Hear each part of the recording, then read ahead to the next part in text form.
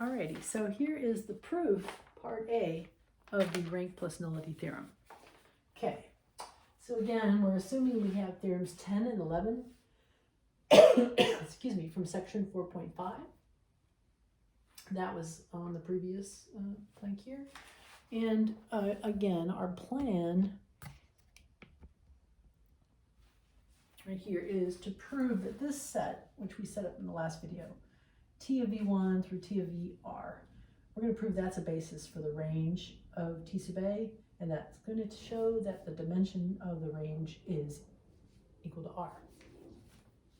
Because of theorem 10, any basis has to have that same dimension R. So that'll be its dimension. Okay, so here's the proof. All right, so let W, again, we're trying to prove that this is a basis. So in part A, we're proving that this set gamma of TV1, TV2, up through TVR, we're going to prove in part A that it spans all of the range of T.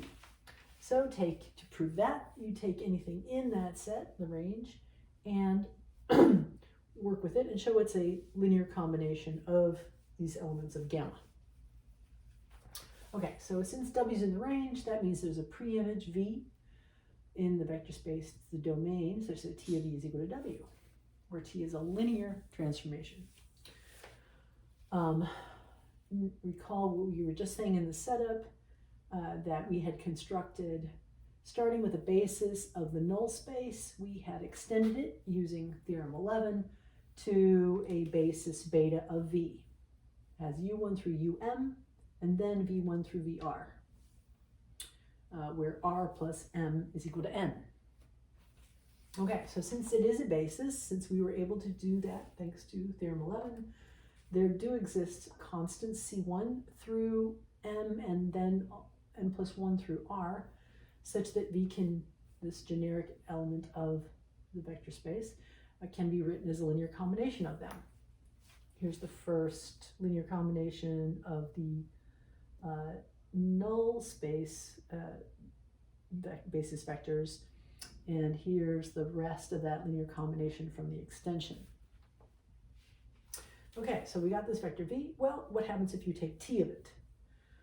Well, for this one, we picked it out because its image is W, and so W is going to be equal to T of all that. T is linear, right? Since T is linear, it acts very nicely with linear combinations. We can say that T of this sum is the T of that sum plus T of this sum, and the linear constants, excuse me, the constants come out front. All that because T is linear. Well, what are the T of the UI? If the UI were the basis of the null space, they're certainly in the null space. And so their image is always going to be the zero vector. And so this times that, poof, disappears into a big fat zero vector, which we don't even need to write anymore. This part remains. Okay, so now we've got W is equal to a linear combination of these TVJs. Okay, where J is going from M plus 1 to R. Notice I can re-index that and just say, let's call these, let's call DI equal to the CJs. And so DI is going from 1 to R, this linear combination of these R vectors. That's our W. Okay, the W that we had picked out arbitrarily in the beginning. Okay, so continuing over here, we have, therefore, for all W in the range, there do exist constants, so that W can be written as a linear combination of these vectors from gamma, the TVIs. And therefore, gamma spans the range of T. So that means all we need to show is what? Well, stop the video, you do the rest, right? We'll come back. After you've come back,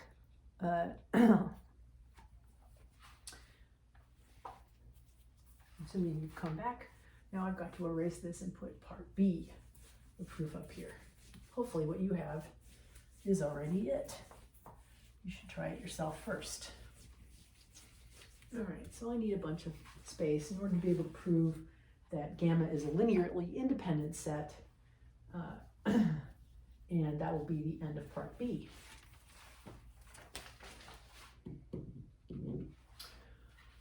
Part B.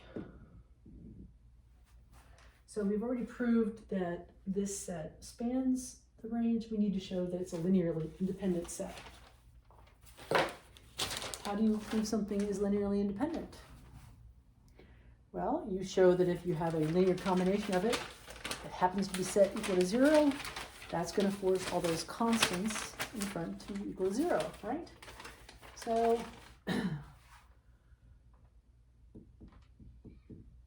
suppose we have such a thing. Suppose we have a linear combination of Ci T of the Vi I equaling 1 to R. And suppose that gets set equal to 0. We want to prove that all those Ci have to be equal to 0, and therefore this set of the gamma is linearly independent. Okay, so since T is linear, we're using that again, this equation, star,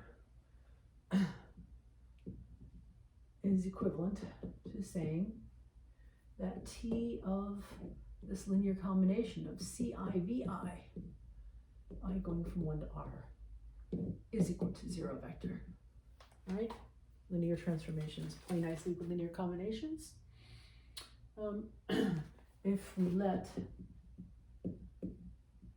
U be equal to this vector in here,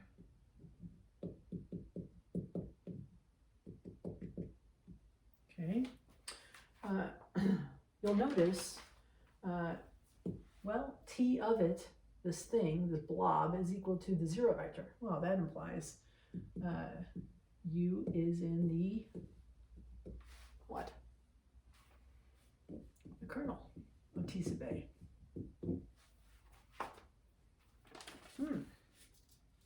All right.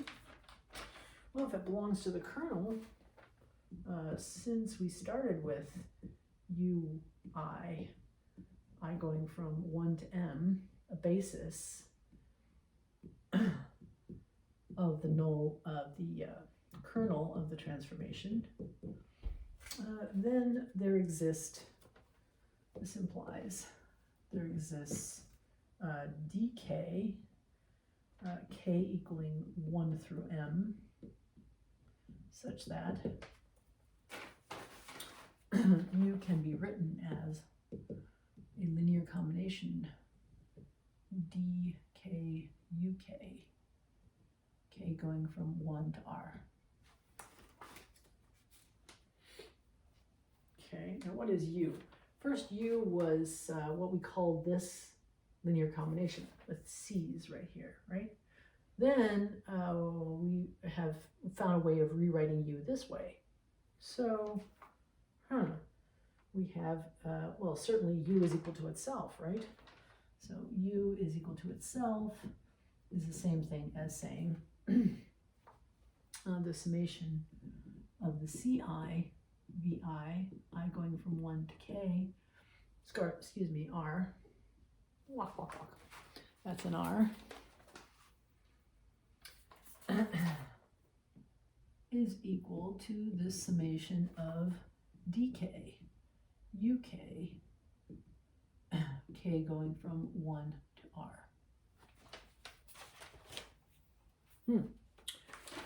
And if you subtract U from both sides, you get U minus U is equal to 0.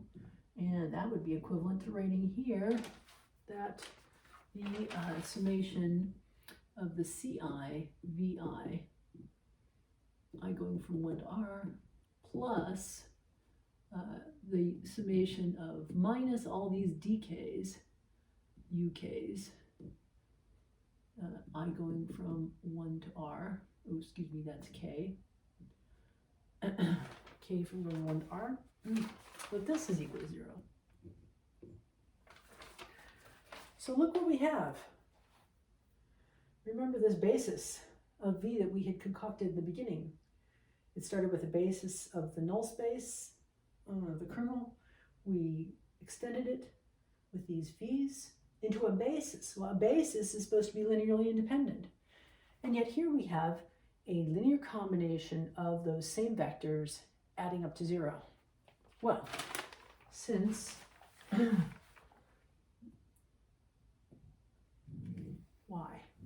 why does this imply that all the CI and the DK are equal to 0?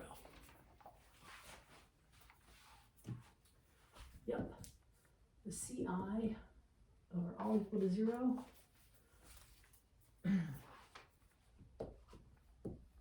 For all I equaling 1 to R, and the DKs are all equal to 0 for all Ks going from 1. Let's see, one of these is not an R. One of these is an M. Oh yeah, this is an M. Excuse me. That's an M. And that was an M. Yeah. Okay, from 1 through M are also all equal to 0. Why is that?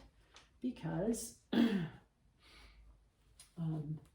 beta, a basis, is a linearly independent set. Right? So you take a linear combination of those vectors that are in a basis. Well, there's no only way you can add it to 0 is if all the coefficients are equal to 0. Well, look what we have now.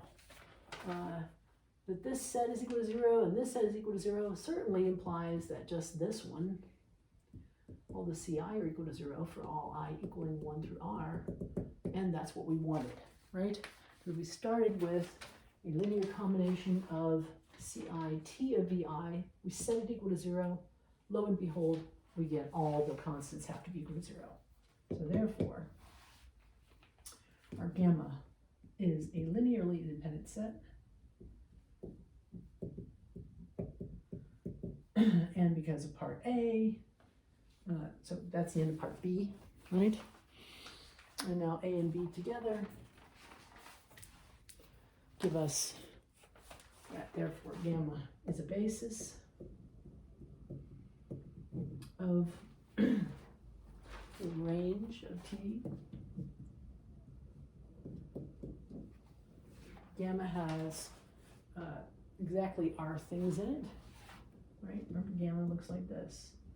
T of V1, T of V2, all the way up to T of VR. It's got R things in it. It's a basis, therefore the dimension of the range of T sub A, of T is equal to R. And therefore, since R is equal to N minus M, remember the nullity was called M. Some things can't be helped. It's not mullity, it's nullity. But anyway, we now have that R, which is the difference between N minus M, is equal to the dimension of the range. And that's our rank. Rank plus nullity equals N, QED. That which we desire to show. Done. Okay? You can see all that? Yes, you could. All right, thank you.